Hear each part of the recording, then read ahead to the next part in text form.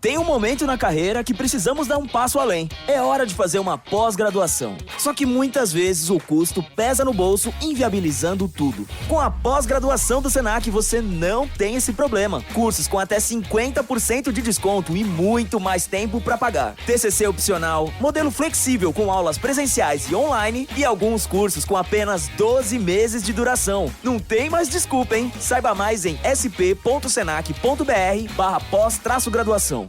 How would you like a 15% discount to my daily email, the stack of stuff, the show notes, discounts to the conference, all of that? All you need to do is text the word show to 33777. You'll get the annual subscription with a 15% discount to my daily email. You'll get the stack of stuff, the links to the show notes, discounts to the conference, and so much more. All you have to do is text the word show, S-H-O-W, to 33777. Text show to 33777.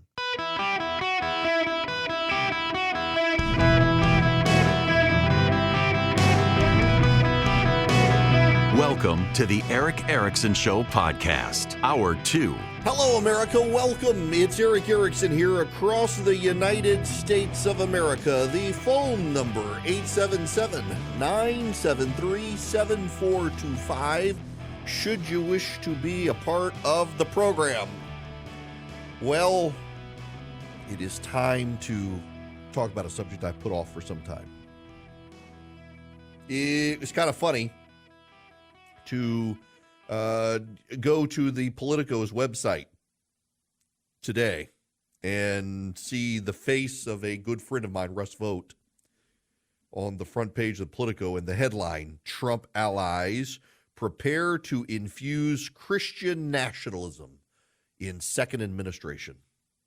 With the subheading, spearheading the effort is Russell Vought, president of the Center for Renewing America, part of a conservative consortium preparing for Trump's return to power, a return to power made more and more likely by Biden's continued presence in the race. I've known Russ for a very long time. He is a good friend. He's the sort of person you want in a political administration. He cares deeply about the budget and about his faith. And let me just explain to you this, and I will use a quote from Ross Douthat of the New York Times, who said, if you didn't like the Christian right, wait till you meet the post-Christian right. The post-Christian right behaves exactly the way the left behaves in their behaviors and performance, their lack of actual goals, a populism that's just the outcome is to own the left, not to actually advance any goal. Russ Vought is actually a principled conservative, has been for a very long time. He's also a Christian. So what is Russ Vought's view of how things should go in office? One of the bizarre points quotes William Wolfe. William Wolfe is someone who describes himself as a Christian nationalist online. He worked with Russ at Heritage Action for America for a while, so they've tied the two together. But listen to this. He calls for ending sex education in schools, surrogacy, and no-fault divorce throughout the country. And then, pay attention, this is the outrageous moment. This is what it would mean to have Christian nationalists in the White House, according to the Politico. It would mean forcing men to provide for their children as soon as it's determined the child is theirs, which the Politico says, quote, is a clear incursion by the government into Americans' private lives. Now, they're attributing William Wolfe's policy position to Russell Vought's policy position, but Russ, I know, shares this position, as do I. The Politico believes it is a clear incursion by the government into Americans' private lives for fathers to have to support their children. This is one of the great revelations of just how progressive Politico is, that they don't listen to the things that conservatives say, because for years, Planned Parenthood and abortion rights groups have said, well, if we passed a law that said men had to be responsible for covering the costs of children, the right would suddenly support abortion rights. And people on the right are like, we will gladly co-sponsor the legislation with you. And they never do anything. It's like the gun control advocates who say, well, if we give every black man in America a gun, watch the right suddenly support gun control. We're like, we will gladly subsidize their ammunition for them. We think it's a great idea. And so the left doesn't pursue it. Do they not even listen to us? One of my favorite lines in this entire piece, I highlighted the absurdity of it this morning on social media. Vote, who declined to comment, is advising Project 2025, a governing agenda that would usher in one of the most conservative executive branches in modern American history. The effort is made up of a constellation of conservative groups run by Trump allies who've constructed a detailed plan to dismantle or overhaul key agencies in a second term. Among other principles, the project's mandate for leadership states that, quote, freedom is defined by God, not man. That's a quote from their mandate for leadership. Freedom is defined by God, not man. And I saw that and I thought, wow, where have I heard something like that before? And then I remembered a famous line written by, I guess now they would be called Christian nationalists. We hold these truths to be self-evident, that all men are created equal, that they are endowed by their Creator with certain unalienable rights, that among these are life, liberty, and the pursuit of happiness. I guess Thomas Jefferson, who redacted portions of the Bible, mostly the miracles, that he disagreed with and ended it with the crucifixion and death of Christ, not his resurrection in his redactions. I guess a man who didn't believe in the physical resurrection of Jesus Christ is suddenly now a Christian nationalist. This is bizarre hysteria. It's not a coincidence that this piece comes out at the same time as Rob Reiner's documentary on Christian nationalism, which, by the way, I haven't seen it. I have not seen the Rob Reiner piece, but a dear friend of mine, Andrew Walker, actually has. And let me find his tweet right here. He put up his review of it. And he makes a point that you've got to actually pay attention to, because it's actually very, very important. This is from Andrew Walker, a friend of mine. Is he the head of ethics? He's one of the ethics professors. Yes, ethics and public policy professor at Southern Baptist Theological Seminary in Kentucky. The Rob Reiner produced God and Country documentary was an exercise in assuaging progressive wrath. Did it rightly call out a lot of cringe and horrible theology done to defend Trump? Yes.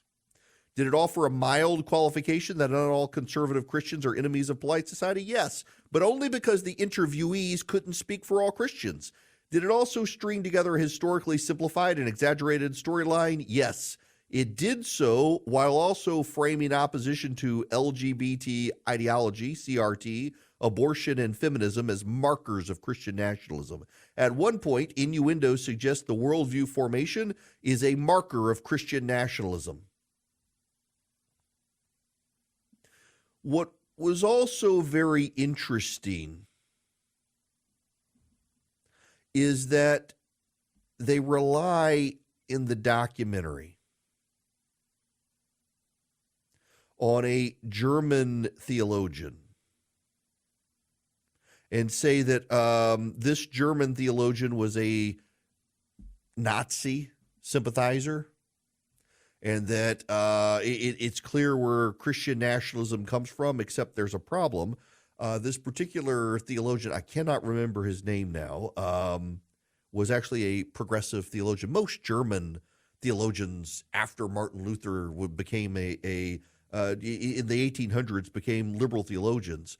Very few, Dietrich Bonhoeffer, one of the exceptions. A lot of the worst theology has come out of Germany in the last 150, 200 years.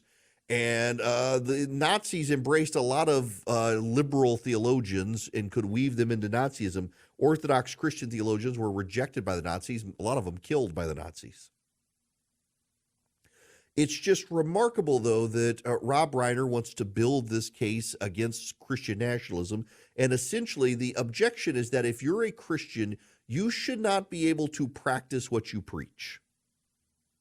That goes back to Russ Vought in their harassment of Christian nationalism, what it would mean for Russ Vought to be in a White House run by Donald Trump. Russ Vought is a practicing Baptist evangelical Christian, and he believes that fathers should be responsible for their children.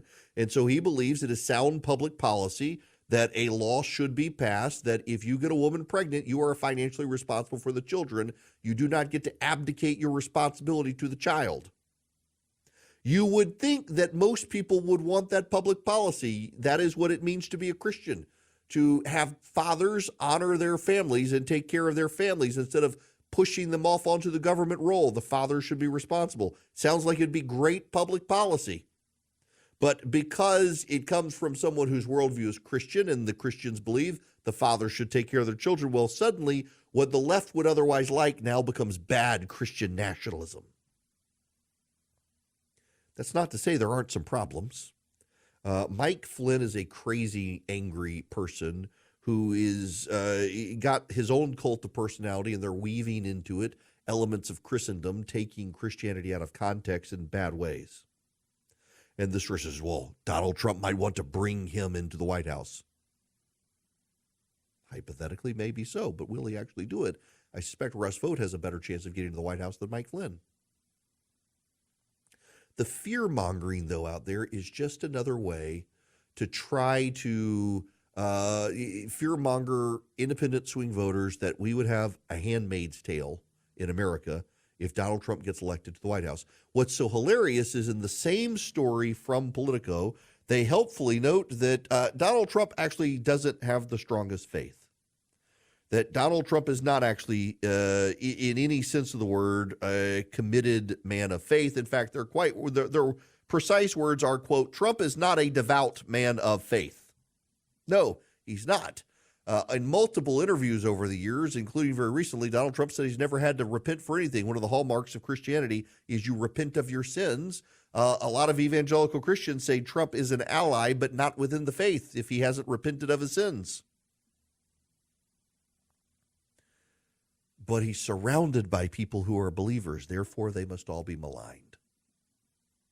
That's the moral of the story here. The members of the American Press Corps,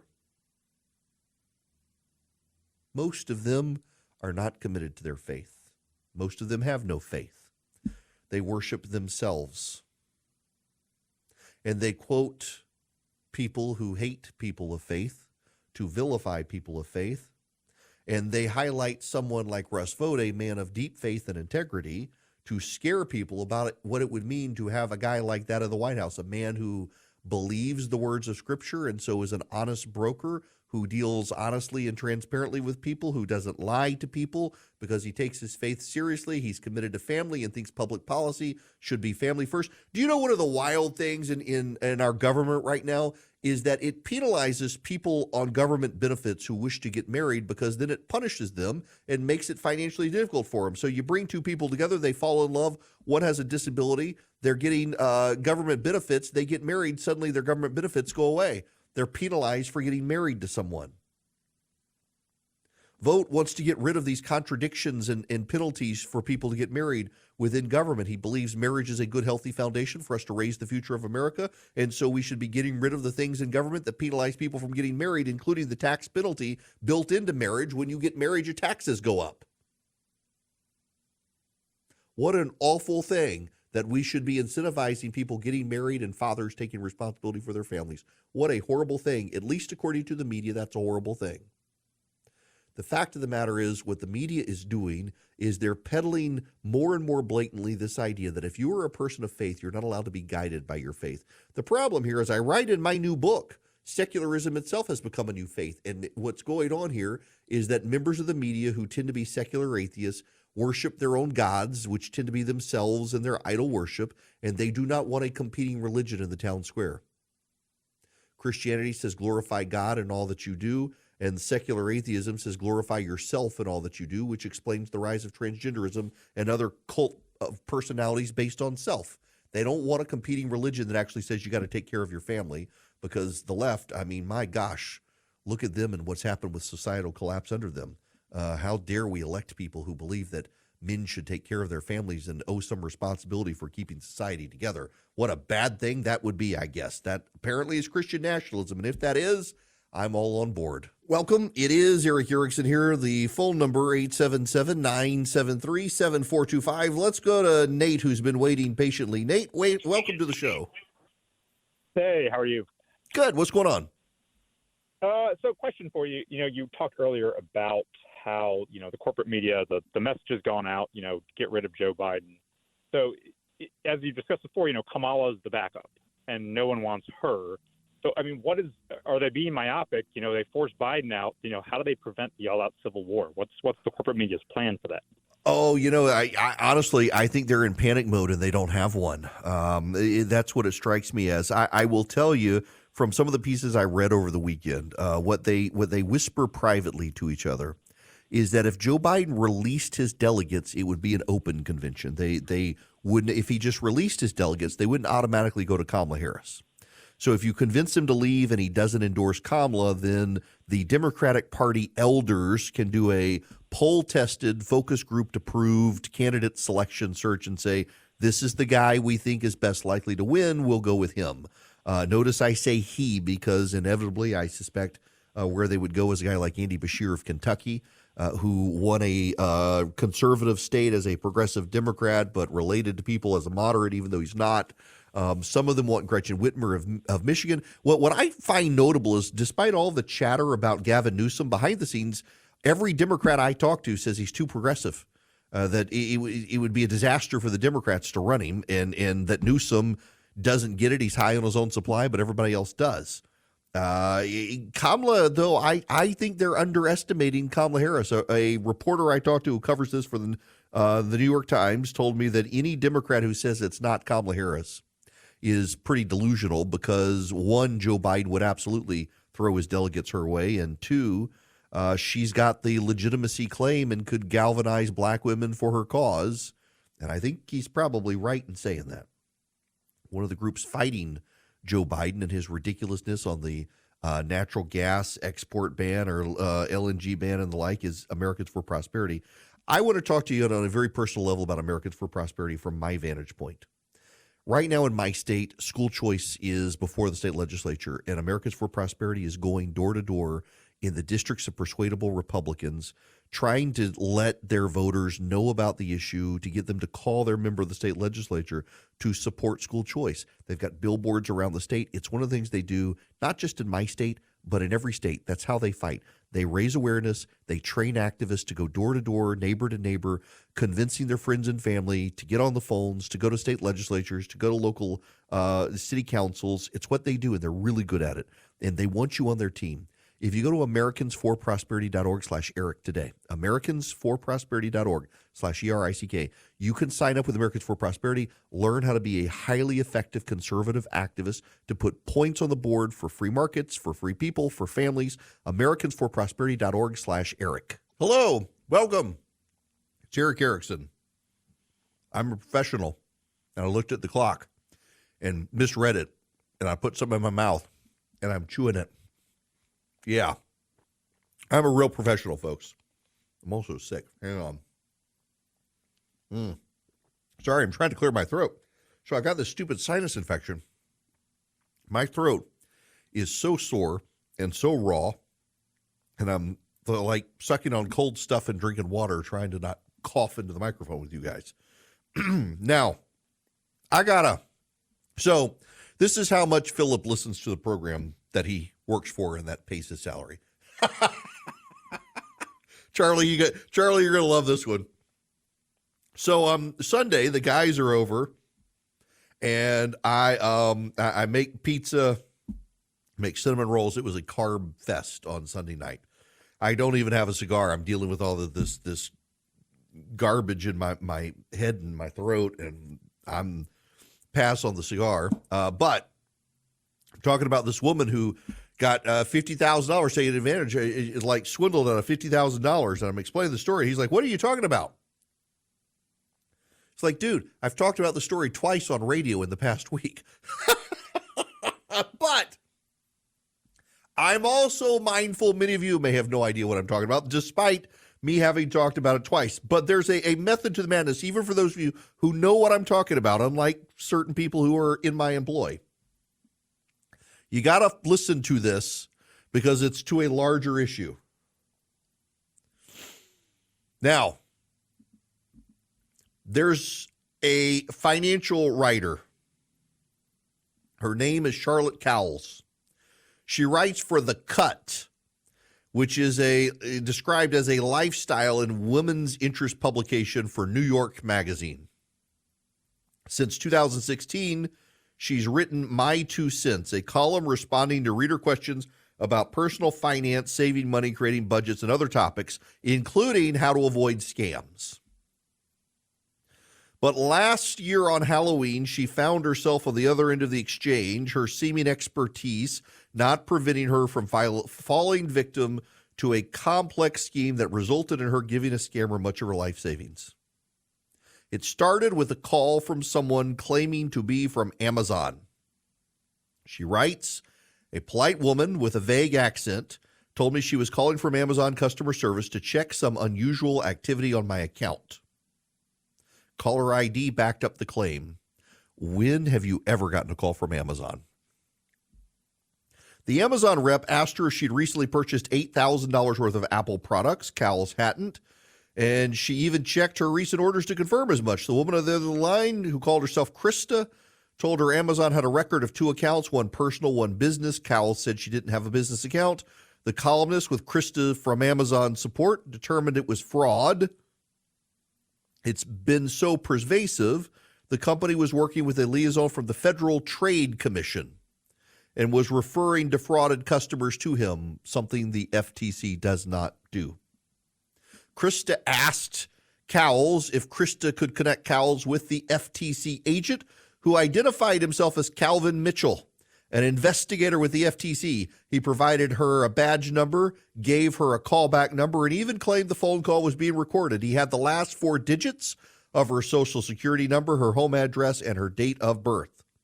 I'm glad we're speaking, he told her. She's been embroiled in international crime. He told me 22 bank accounts, 9 vehicles, and 4 properties were registered in my name. The bank accounts had wired more than $3 million overseas, mostly to Jamaica and Iraq. He sent her an image of a woman's ID, which he said was found near the Mexico border in a car rented under her name with blood and drugs in the trunk. The man told her she was being charged with cyber crimes, drug trafficking, and money laundering in both Maryland and Texas. I Googled my name along with warrant and money laundering, but nothing came up. Were arrest warrants public? I wasn't sure. Google led me to Truthfinder, which wanted my credit card information, so I didn't give it to him. The stranger on the other end of the line told her not to tell a soul, including her family, because everyone's a suspect. He then transferred her to a colleague at the CIA and wished her good luck. The next man who got on the line had a deeper voice and a British accent flecked with something I couldn't identify. His name was Michael Serrano. The person on the line told her not to tell anyone about the conversation, including her husband. You're being investigated for major federal crimes. By keeping your husband out of this, you're protecting him. Never mind that there's a marriage exception where your spouse cannot testify against you in any court of law in the country. Michael warned her not to contact a lawyer because she would be deemed non-cooperative, and threatened her home would be raided by authorities. They can't tell you not to seek a lawyer. And if you are anyone in charge of advising people about scams, that should have been a red flag. Her brother and her best friend were lawyers. She was scared to talk to them. He warned her that her assets would be frozen and she would need to survive using cash for upwards of a year. He urged her to go to the bank and withdraw as much money as the family would need. She calculated $50,000. The woman behind thick glass window raised her eyebrows, disappeared, came back with $100 bills, counted them out, pushed the stacks.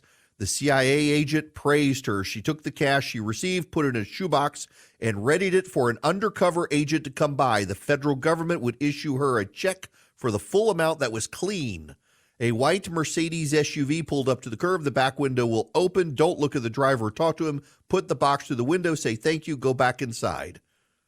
After the driver left, she realized she'd been had.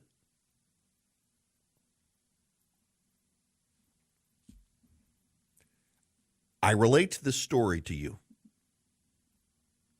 because I need to explain to you what is happening.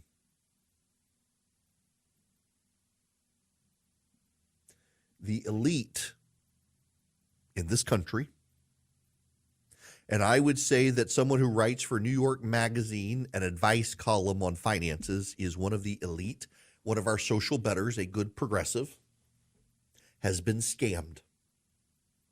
It's not just her, Cory Doctorow, who is famous in tech circles. Another member of the elite, he too has been similarly swindled out of cash. And so what's happening? The media is circling the wagons saying, if it can happen to one of these super smart people, it could happen to you. Friends, never say never, but if someone called me from Amazon.com, a company that never calls anyone and is almost impossible yourself to get on the phone, and tells me someone's been buying all this stuff out of my account, I know how to log into my account and check my orders to see if it's true.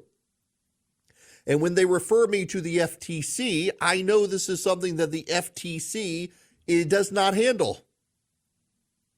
And when the FTC forwards me to the CIA, which tells me don't talk to my lawyer, I know that's something legally in this country they're not allowed to tell me to do because, no, not because I went to law school, but because I watch Law and Order, as do a lot of Americans. The elite are having a moment in this country. They keep screwing up. Did you know Bloomberg reported over the weekend? It turns out all you conspiracy theorists about the vaccine were right. Although the number is very small, yes, there are cases of blood clots, brain inflammation, and heart inflammation and muscle fatigue with the COVID vaccine, something that YouTube would delete your account for, saying only a year or two ago. And the elite are having a hard time processing. In fact, they're attacking Bloomberg for revealing the truth. The number's small, not nearly as large as a lot of people would want to claim, but it's still there. I mean, we've already known that myocarditis was a side effect. And all this study does is confirm it. The elite are having a moment. The problem here is that so much of the elite they're not earned. They don't earn their credentials. They know someone. Look at some of the talking heads in the media. That Taylor Lawrence girl who writes for the Washington Post, she only got her job because she was connected through her family. Molly Youngfast, the talking head, progressive activist, same thing. It's parental connections get these people their positions, and they are elevated into the elite, and then some of them get exposed as not very bright people themselves, and suddenly it can happen to all of us because it happens to the elite. There's a story out over the weekend that the mass number of children suffering despair over climate in this country. Why are they suffering despair? Because their parents are scaring them, because the elite are scaring them, because the elite are all worked up about hysterical issues related to climate change.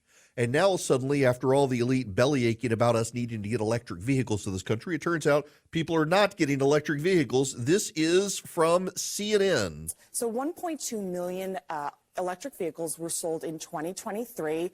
That was a record, but that's just 10% of the overall market. And then you have, as I mentioned, U.S. automakers lagging behind in terms of sales for the foreign automakers. You also have a situation where electric vehicles are incredibly expensive. They're like a luxury vehicle, over $50,000 for an electric vehicle on average, compared to all other cars, $48,000. So that is an investment by the consumer. Also, It's very difficult to charge an electric vehicle these days. There's not a lot of charging ports even here in New York City and across the country. So it really limits consumers from being able to take these long cross-country trips that they want to take. This is an opportunity perhaps by the EPA and the Biden administration to allow for the U.S. automakers to try to position themselves a little bit better here in the U.S. for consumers. If you've listened to this program for the last 3 years, I've been pointing these issues out, and the elite have mocked and scoffed any of us who pointed it out. And yet, the markets don't lie here. The average price of an EV is $50,000. Every other car combined, the average price, that from the luxury gas-burning car to the cheapest combined, the average price works out to $48,000. Most people are buying $20,000, $30,000 cars, some even cheaper. It is hard to charge them, and in cold weather, it actually is even worse. I saw a new EV is coming out that has the ability to shake off snow and ice. Literally, the body of the car shakes off snow and ice. And guess what? That car also comes with a warning that in cold weather, its battery doesn't work as well. The elite in this country keep screwing things up. They screwed up healthcare issues. They've screwed up societal issues. They put boys on girls sports. Have y'all heard about the Massachusetts school, the basketball team, where the boy playing as a girl injured 3 girls? The team had so many serious injuries from the one boy that they forfeited the game. They had to forfeit the game. They made the girl team, the all-girl team, forfeit the game to the team that had the boy play the girl. And the elite are perfectly fine with it. Americans are starting to realize that the elite have not earned their positions. They have, to some degree, inherited their positions. It's based on who they knew, not what they were able to accomplish. They were able to get into these positions, and now they're exposing themselves for being blithering idiots. I'm sorry.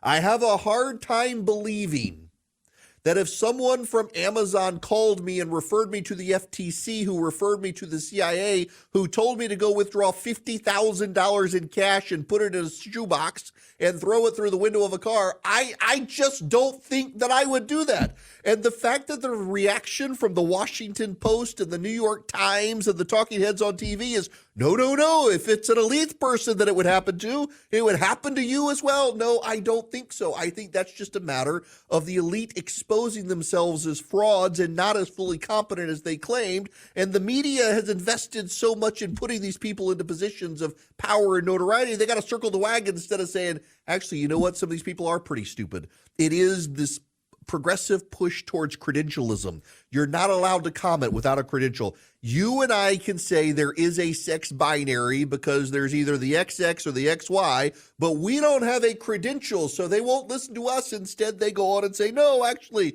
it's a panoply. It's an entire scope of sexes, and gender is the same as sex. And I have the credentials from the Ivy League degree in feminism and victim studies, therefore you must listen to me. And the people with common sense are the ones who continue to rack up the profits in society because the elites are too stupid and have just completely invested in their own BS. And yet, the rest of us get badgered, bullied, and harassed for not actually believing what the elites say. And we can just point to, well, these stories where they keep getting taken advantage of and they keep getting exposed as liars. So why should we believe an inherited class of elite who didn't actually earn the position? They got it because mommy and daddy were well connected. Now, you also see this in banking and finance. I got some swag from Old Glory Bank today, and you should go use them. Why? Because Old Glory Bank is a conservative bank that came about because of all the woke trends in finance in this country, including debanking of gun owners and gun stores and stuff like that. If you're a gun owner, gun store operator, gun manufacturer, you're a conservative businessman, you're a conservative, period, you should do business with Old Glory. I do. It is my bank. I have a checking and a savings account with them. You can too. 8 minutes or less. You can go to oldglorybank.com. Oldglorybank.com. Sign up. Get one for your kids. There are no fees on the checking and savings accounts. So like I know with my kids, they don't get a lot of money, their allowance and stuff, but they can put it at the Old Glory Bank and they're not going to get, their money's not going to get taken by bank fees. You can even deposit cash at 85,000 retail locations around the country, including the CVS next to my house, and get it put in your Old Glory Bank account. It's phenomenal. They've got great online budgeting tools. They do mortgages, VA, FHA, conventional. It is a real bank. Oldglorybank.com. It is my bank. I love them. You will too. designed by conservatives for conservatives to fight the debanking trends in this country. Checking, savings, no fees. OldGloryBank.com takes you 8 minutes or less to get an account online.